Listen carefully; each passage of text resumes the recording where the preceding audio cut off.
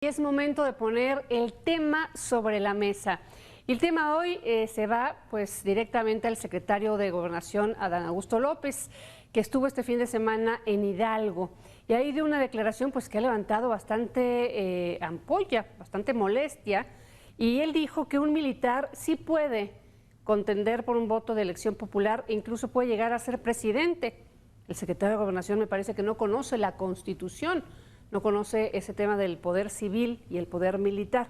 Pero bueno, le digo que esta declaración ha causado mucha molestia, pero también la serie de declaraciones que ha venido dando y haciendo, esa de que los tabasqueños son más inteligentes que los regiomontanos, en fin, prácticamente cada día da una declaración distinta.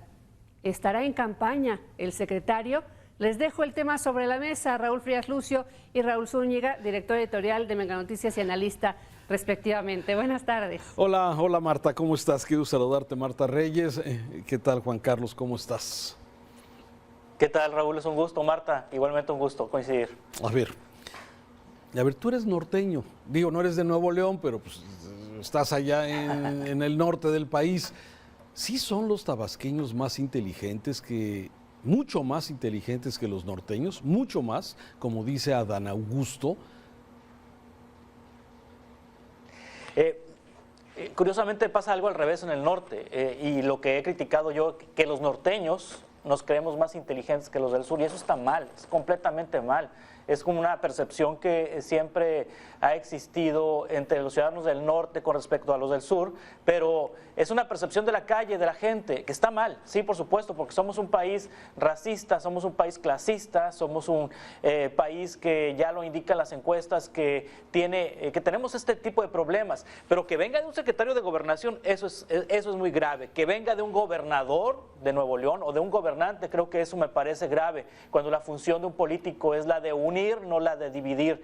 Pero en el fondo creo que estamos cayendo en la trampa de Adán Augusto, Raúl, porque estamos hablando de él y es lo que él quiere, que hablemos de él. Presidente, quiere ser candidato de Morena a la presidencia. Sí, fíjate que sí. A ver, y esta declaración, la de que los tabasqueños son más inteligentes, que no tienen ningún sustento, ninguna base científica de nada, sí, pero también este destape que hace el secretario de Gobernación sobre que un militar puede ser candidato a la presidencia, puede llegar a la presidencia, me parece que, bueno, Adán Augusto ha perdido toda capacidad de interlocución entre las diferentes fuerzas políticas, ha perdido todo tipo de interlocución para abrirle canales de comunicación al Ejecutivo, que era parte fundamental de este trabajo como secretario de Gobernación. Y mira, Juan Carlos, me remito de nueva cuenta a la Secretaría de Gobernación en su portal. ¿A qué se debe la razón de esta existencia de esta secretaría? ¿Sí? La Secretaría de Gobernación debe atender el desarrollo político del país, coadyuvar a las relaciones del Ejecutivo, tener y promover una convivencia armónica, debe promover la paz social y el bienestar de los mexicanos. Eso dice el portal de la Secretaría de Gobernación, ¿sí? ¿Y qué está haciendo Adán Augusto, de alguna forma? Me parece que el haberlo metido en la terna de los aspirantes a la presidencia le quita toda la autoridad moral que tendría este señor para poder hacer las funciones como secretario de Gobernación y ayudarle al presidente a esto precisamente, a tirar líneas de comunicación con las demás fuerzas políticas, con los diferentes niveles de gobierno. ¿Y qué está haciendo? Está en campaña. Lo que tú bien dices, estas declaraciones que a veces parecen un sinsentido, una falta de conocimiento de la ley, sí, del mismo secretario de Gobernación, y que, bueno, yo no creo que el secretario Adán Augusto se las aviente por su propio ronco, por su propio pecho, sí. Me parece que debe estar alentado en pues desde el mismo atril presidencial para hacer eso. O no entiendo. ¿O qué es lo que estará pasando?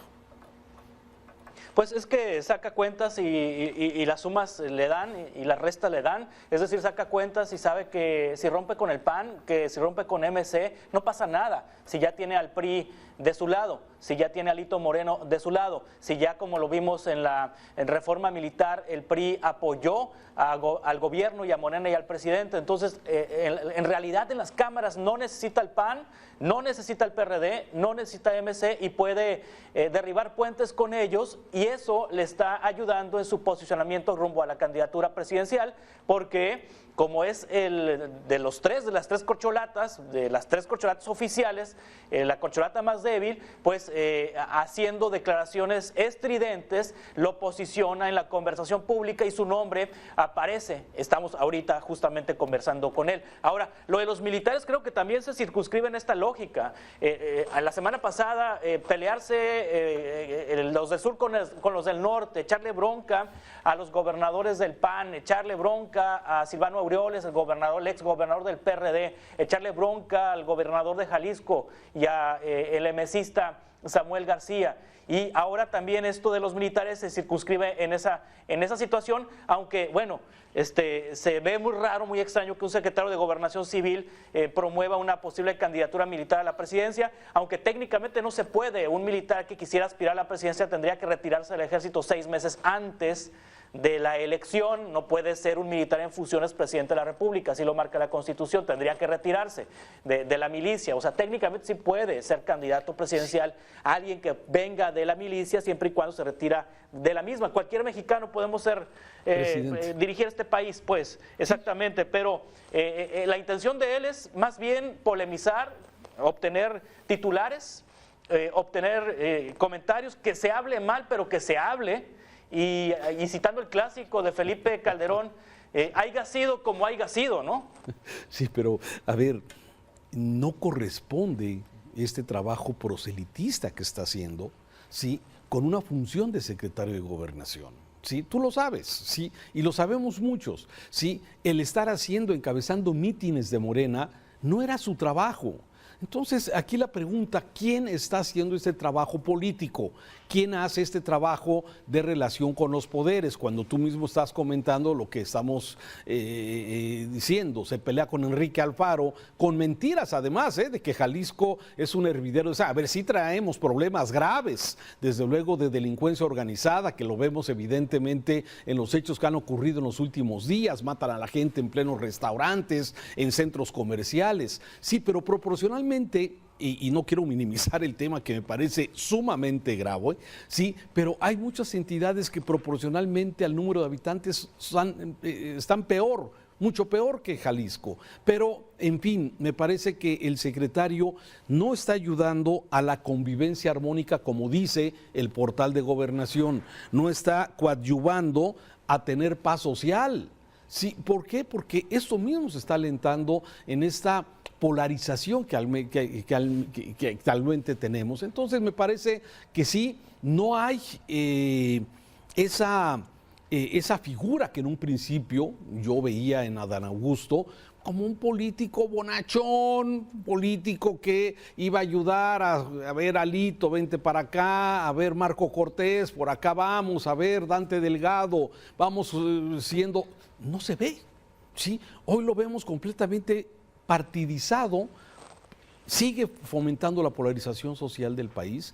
Sí, en esta dinámica, Juan Carlos, que a mí me preocupa como ciudadano, ver cómo se ha venido degradando la política, la economía, la seguridad y muchas cosas que de mi perspectiva, sí, pues nos dan la conclusión de que no vamos bien. Sí, y bueno, vamos a decirlo que gracias al PRI, Raúl, hay que ponerlo muy claro, gracias al PRI, Adán Augusto López se puede dar el lujo de romper lazos con el PAN, con el PRD, con MC, gracias al PRI, porque el PRI está apoyando. Yo creo que Adán Augusto se siente seguro o tiene información privilegiada y se siente seguro de que seguirán teniendo el apoyo del PRI en las cámaras, en el Senado como más en la Cámara de Diputados que en el Senado, pero en ambas cámaras, y creo que puede darse ese lujo y por eso puede romper tan fácilmente con MC, con el PAN, con quienes ya no, definitivamente se ve muy difícil que vayan a transitar situaciones de carácter legislativo,